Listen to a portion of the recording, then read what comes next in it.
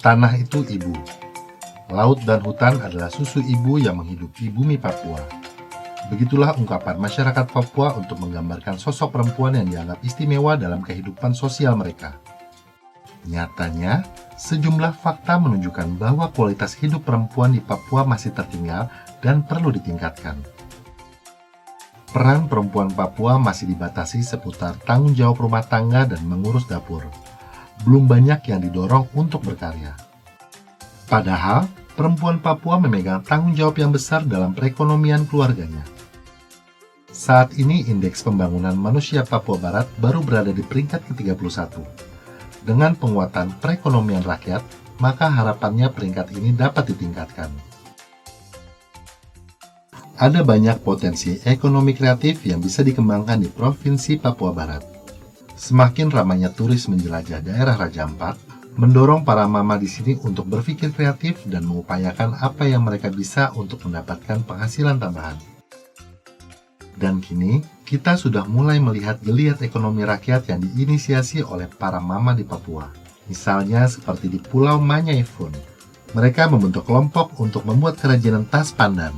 Biasa mama bikin 1 hari sampai sore 1. Dulu saya sendiri bikin ini anyaman ini pas terlambat. Sampai ada kelompok ini agak cepat. Biasa jual kegak, ke Waisai yang besar begini 100. Kedatangan turis yang kemudian mendorong pertumbuhan usaha homestay rakyat juga memunculkan kebutuhan khusus yang bisa dipenuhi oleh para mama ini, seperti kebutuhan tikar senat atau dinding serta atap homestay dengan bahan utama dari pohon sagu. Bikin senat 1 hari, ini hari sampai sore 1. Kalau di kampung ini yang pesan itu sekitar dari Sawingrai, Yembuba, Sapor Kren, Inwapnor. Ya. Senat ini panjang begini 150. Sementara itu di kampung Saikabu muncul pula fenomena yang serupa, di mana para mama mendapatkan uang dari pembuatan dan penjualan virgin coconut oil kepada turis yang berkunjung ke daerah wisata Pihaenemo. Ya, VCO itu dikatakan minyak dari kelapa asli. Kelapa ini diparut, diramas, istilah di sini dipres itu diramas dengan tangan manual, dikasih ditabung. Tapi ukuran airnya sudah dihitung, diajar untuk air pertama, santan pertama ini dia punya ukuran air sekian. Diukur sehingga kelapa batas 300 buah itu dia punya tabung harus berapa yang terisi. Tidak boleh lebih dari itu. Minyak VCO ini bisa ditempatkan di apotek, di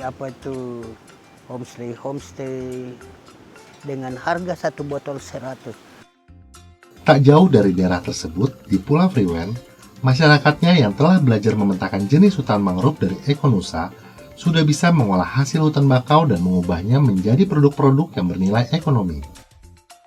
Para mama di Freewen belajar membuat kue dari buah mangrove yang kebetulan banyak terdapat di daerahnya dengan dibantu oleh kelompok pemberdayaan masyarakat lokal. Kalau jadinya kue itu sudah dari kita orang tua sudah. Nanti pengolahannya macam pelatihan-pelatihan ini seperti sabun dan lain-lain itu baru sekarang kita ikut. Kalau ini dari dulu dari orang tua sudah kita pernah makan.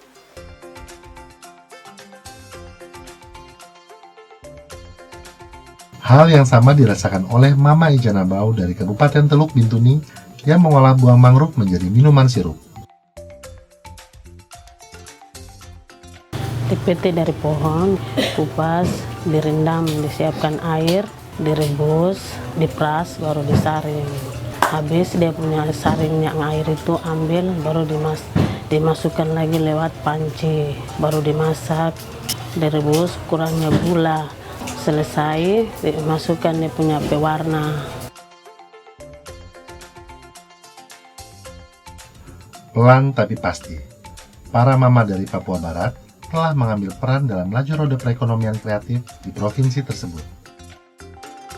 Kemajuan kecil ini sangatlah penting, karena pemberdayaan perempuan menjadi salah satu isu utama Provinsi Papua dan Papua Barat dalam mengejar ketertinggalan pembangunan dengan daerah lain.